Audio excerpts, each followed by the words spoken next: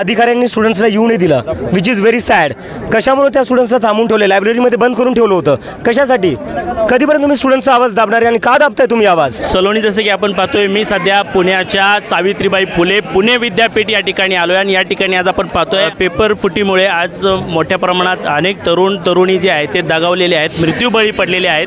त्यांना न्याय मिळवण्यासाठी आज या ठिकाणी कॉक्रोच जनता पार्टीचं आंदोलन जे आहे ते मोठ्या प्रमाणात या ठिकाणी होत असतानाचं दृश्य आपल्याला पाहावयास मिळतं आहे. आंदोलन अतिशय शांत अशा पद्धतीने होत असतानाचं दृश्य आपल्याला पाहावयास मिळतं आहे. या आंदोलनामध्ये मोठ्या संख्येने तरुण वर्ग जो आहे या ठिकाणी दाखल झालेला आहे. तरुणी जे आहे ते मोठ्या प्रमाणात या ठिकाणी दाखल झालेल्याचं दृश्य आपल्याला या ठिकाणी पाहावयास मिळतं आहे. मोठ्या प्रमाणात आज उच्च दर्जाचं शिक्षण घेऊन सुद्धा तरुण आहे तो बेरोजगाराला सामोरे जात आहे आणि म्हणूनच अभिजित दिपके हे तरुणांना न्याय मिळण्यासाठी आणि मृत्यूबळी पडलेल्या तरुणांच्या परिवाराला न्याय मिळण्यासाठी या ठिकाणी आंदोलन जे आहे ते होत असताना दृश्य आपल्याला पाहावयास मिळते. या आंदोलनामध्ये आपण पाहतोय मोठ्या प्रमाणामध्ये पोलीस प्रशासन जे आहे ते सुद्धा या ठिकाणी तैनात झालेल्याचं दृश्य आपल्याला पाहावयास मिळते. आपण पाहू शकता या बाजूला मोठ्या प्रमाणामध्ये पोलीस बंदोबस्त जो आहे तो तैनात झालेला आहे, जेणेकरून या आंदोलनामध्ये कुठल्याही प्रकारचं गालबोट लागू नये म्हणून या ठिकाणी पोलीस बंदोबस्त जो आहे तो या ठिकाणी दाखल झाले आहे. त्याचबरोबर आजच्या या आंदोलनाला मोठ्या प्रमाणामध्ये तरुणी जे आहे ते सुद्धा या ठिकाणी दाखल झालेल्याचं दृश्य पाहावयास मिळतं. या आंदोलनामध्ये सहभागी झालेले काही तरुण आहेत, काही तरुणी आहेत, आपण त्यांच्याशी यावेळी संवाद साधण्याचा प्रयत्न करणार आहोत. जसं मी सांगितलं होतं, आजचं आंदोलन जंतर मंतरपेक्षा मोठं होणार आहे. अधिकाऱ्यांनी स्टुडंट्सला येऊ नाही दिलं, विच इज व्हेरी सॅड. कशामुळे त्या स्टुडंट्सला थांबून ठेवले, लायब्ररीमध्ये बंद करून ठेवलं होतं, कशासाठी? कधीपर्यंत तुम्ही स्टुडंट्सचा आवाज दाबणार आणि का दाबताय तुम्ही आवाज? अधिकारी होते सगळं करणारे, काय माहिती भेटलं का तुम्हाला? घोषणा केली आज जाहीरनाम्याच्या तुमच्या शिक्षणाच्या संदर्भातले, ते परत एकदा जर सांगितलं ते आम्ही लवकरच रिलीज करू. आणि जसं की आम्ही सांगितलेलं आहे की जर तुमच्याकडून काही पेपर लीक होत असेल, चुकी होत असेल, तर तुम्ही 10,000 प्रत्येक स्टुडंटला दिले पाहिजे.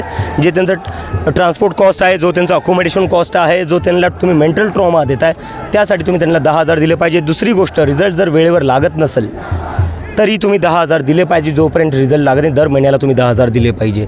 आणि कधीपर्यंत स्टुडंट्सनी रिझल्टची वाट बघायची? 2-2, 3-3 वर्ष तुमचे पोलीस भरतीचे रिझल्ट लागत नाही, स्टुडंट्सनी तोपर्यंत करायचं काय? आणि बाकी जे काही मुद्दे आहेत ते आम्ही लवकरच तुम्हाला प्रेस रिलीजमध्ये पाठवून देऊ. नाही, विद्यार्थ्यांवर काहीच परिणाम होणार. मला वाटतं परिणाम जे शिक्षा मंत्री त्यांच्यावर झाला पाहिजे. अजून किती विद्यार्थ्यांची आत्महत्या करण्याची ते वाट बघणार आहेत, त्यांनी कुठे ना कुठेतरी हा विचार केला पाहिजे. प्रश्न सुटणार नाही, प्रश्न तेव्हा सुटेल जेव्हा राजीनामा येईल. Accepting the mistake is the first step towards fixing the system. जर तुम्ही तुमचा पुढचा प्लॅन ऑफ ॲक्शन काय असेल अशा गोष्टी? राजीनामापर्यंत जायचं, पुढं काय? पुढेही होणार. राजीनामा येऊ द्या, पहिले आम्हाला राजीनामा घ्यायचा आहे, कारण की जोपर्यंत ते राजीनामा देणार नाहीत तोपर्यंत आम्ही कसं काय मानू शकतो की सिस्टम ते सुधारतील? तर जोपर्यंत ते राजीनामा देणार नाही तोपर्यंत आम्ही आंदोलन सुरू ठेवू. आणि त्याच्यानंतर एज्युकेशन सिस्टम कसं सुधारलं जाईल त्याचे आम्ही आता 5 मुद्दे मांडलेले, अजून मुद्दे आम्ही तयार करतोय, ते आम्ही पुढे मांडू. पुणे, नमस्कार महाराष्ट्र, जुले बहुत अच्छा लगा यहाँ पुणे में लोगों से मिलके. मैं पुणे को इससे पहले जानता था पर्यावरण प्रेमियों की तरह.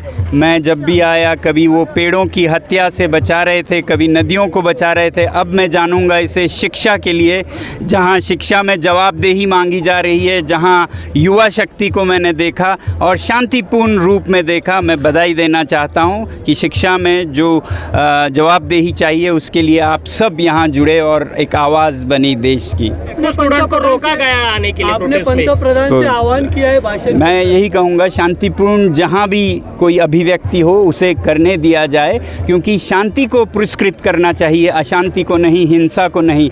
अगर हम शांति को ही दमन करेंगे तो संदेश ये जाएगा कि शांति रास्ता नहीं है, वो बहुत दुर्भाग्यपूर्ण होगा. हिंसा को आप रोकें, शांति को आप प्रोत्साहन दें, यही कहूँगा. सर, आपने पंतप्रधान से आह्वान किया है जो भाषण के अंदर, क्या कुछ आह्वान है? मैं ये कह रहा था कि हमें सत्य और अहिंसा के रास्ते पे चलेंगे. जैसा मैं कह रहा था, शिक्षा और पर्यावरण मेरा हमेशा मुद्दा रहा है और सत्य अहिंसा हमेशा रास्ता रहा है. सत्य हर जगह फैले और उसमें सबसे ज़रूरी है कि संचार माध्यमों का, मीडिया की साफ छवि हो, जो कि देश में जो अंतर्राष्ट्रीय स्तर पे बिगड़ी है उसे बराबर किया जाए. मीडिया को निष्पक्ष और सत्य के रास्ते पे चलना चाहिए। मैं चाहूँगा कि प्रधानमंत्री जी इस पर भी चर्चा करें मन की बात में, क्योंकि अगर भारत को सच में विश्व गुरु बनना है तो माध्यम जो हैं वो सच पर चलें, ये बहुत ज़रूरी है। उन पर कोई दबाव नहीं हो, ज़ोर नहीं हो। जो मीडिया के कर्मचारी हैं, संचार कर्मचारी, उनको आज़ादी हो और अभिव्यक्ति की आज़ादी हो, तभी राष्ट्र महान बन सकता है। थँक्यू धन्यवाद, धन्यवाद,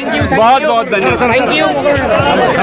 नक्कीच सलोनी, जसं की आपण पाहतोय अभिजित दिपके यांनी बोलताना म्हटले आहेत की जोपर्यंत शिक्षण मंत्री यांचा राजीनामा होत नाही तोपर्यंत आम्ही सातत्याने आंदोलन जे आहे ते सुरू करणार। मात्र पुढे चालून काय होणार आहे हे आता पाहणं आपल्याला महत्त्वाचं ठरणार आहे। कॅमेरामन सिकंदर सय्यदसह मी मनीष कांबळे,